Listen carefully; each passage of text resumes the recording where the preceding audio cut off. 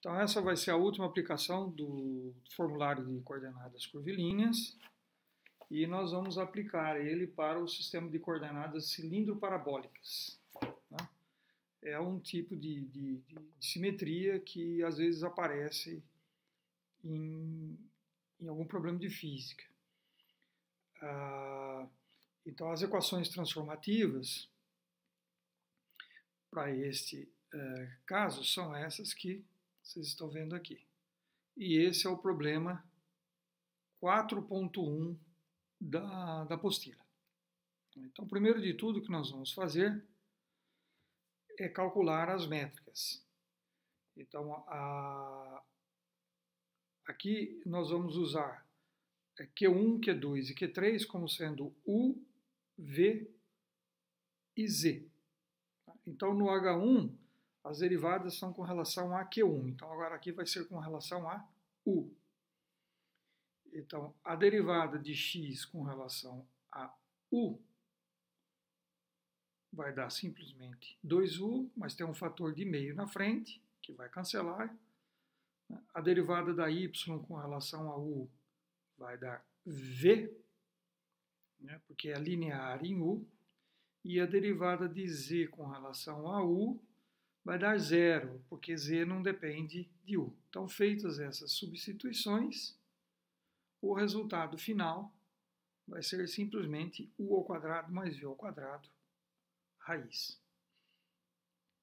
Agora vamos para o cálculo de H2. Lá as derivadas são com relação a Q2. Q2 nós estamos substituindo por v. Então, a derivada da x com relação a v será dado por menos 2v, e aí aparece um fator de meio na frente. Menos por quê? Porque nós temos um sinal aqui de menos na expressão para x, lá das equações transformativas. Correto? Então, agora, a derivada da y com relação a v vai ser simplesmente u, porque é linear em v. E de z com relação a v dá zero, porque z não depende de v. Então, novamente, o resultado para a métrica vai ser raiz de u ao quadrado mais v ao quadrado, que é igual a H1. E, finalmente, nós vamos calcular H3. Em H3, as derivadas são com relação à variável Q3, que para nós aqui é a variável z. Então, x e y não dependem de z, portanto, as derivadas serão iguais a zero. E derivada de z com relação a z é 1. Portanto, a métrica será igual a 1.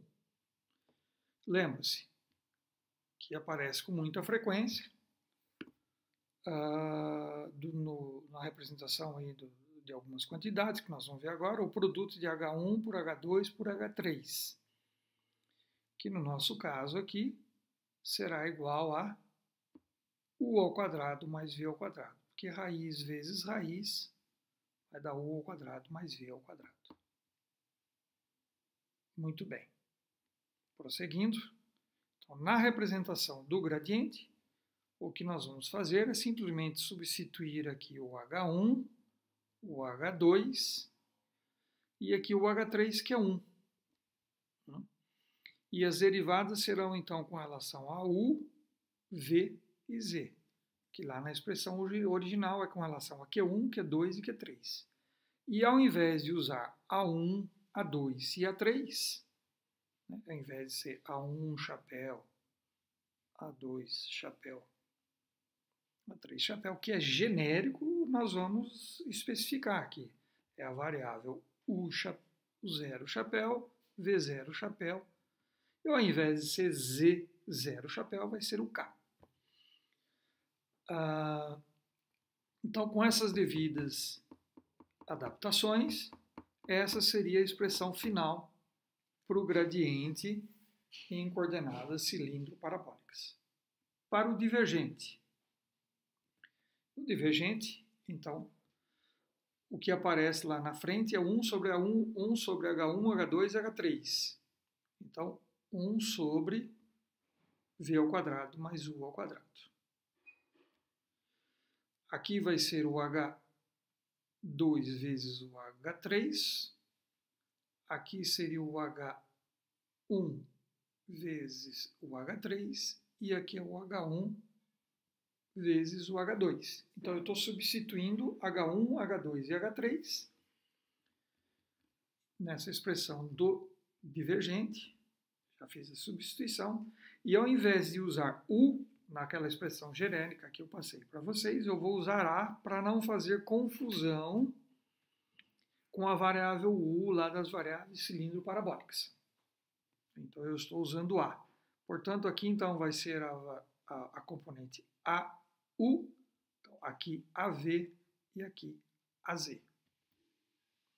Então, quando vocês têm alguma variável ali das coordenadas curvilíneas que se parece com algumas daquelas funções vetoriais U ou φ, vocês trocam de letra para não haver confusão.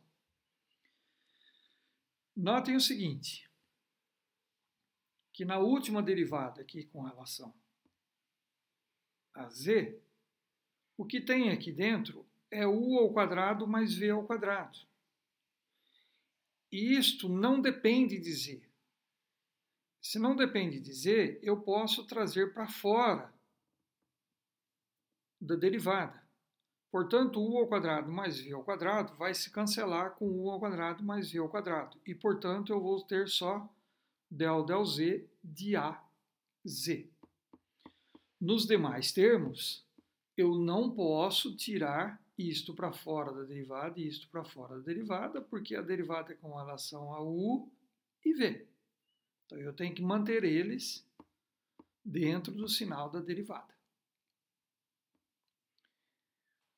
Para o rotacional, também vai ser simplesmente uma substituição. Nós vamos substituir aqui o H1, o H2 e o H3, que é 1, que é o elemento neutro da multiplicação. Eu fiz simplesmente a substituição. Ao invés de A1, chapéu, A2, chapéu, e A3, chapéu, que eu tenho é U0, chapéu, V0, chapéu e K, chapéu. Que A1, A2, A3 são genéricos e nós temos que especificar alguma letra que está relacionada com a coordenada. E nós estamos particularizando. Na segunda linha, ao invés de ser del Q1, del Q2, del Q3, vai ser del U, del V, del Z. E na última linha, novamente, eu tenho H1, H2 e 1, que está aqui, que é o meu H3, vezes as componentes do vetor. Então, está montado ali o determinante que nós teríamos que calcular para determinar o rotacional. Eu não peço para que vocês calculem esse determinante, só deixar indicado. E, por fim, o Laplaciano.